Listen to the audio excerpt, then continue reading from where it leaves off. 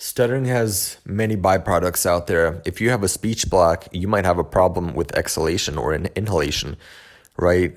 And then at that point, you're going to get sort of tempted into thinking that you have to do a lot of breathing exercises to make you more fluent. But the problem is that you have simply hit a byproduct. You have confused the map for the territory itself. So you have to address the previous cause of this entire chain that we're talking about.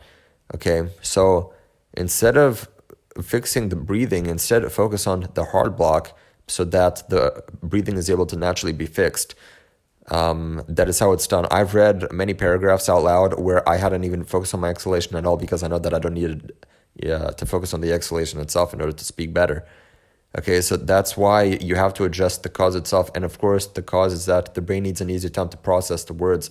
So that's why the mouth has to be there first. It has to set up first the position, and then afterwards you wait for the intentionality to arise. If the intentionality happens well before the mouth actually sets up ahead of time, you're gonna have a really hard time.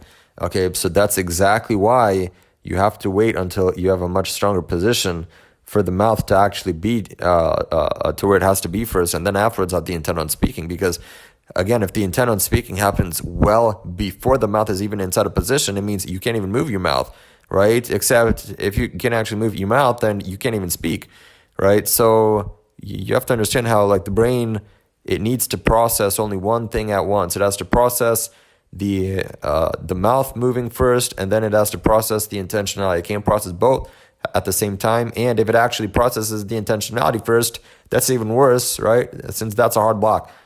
So you have to understand how the brain cannot simply process two things simultaneously. You have to understand exactly what's going on.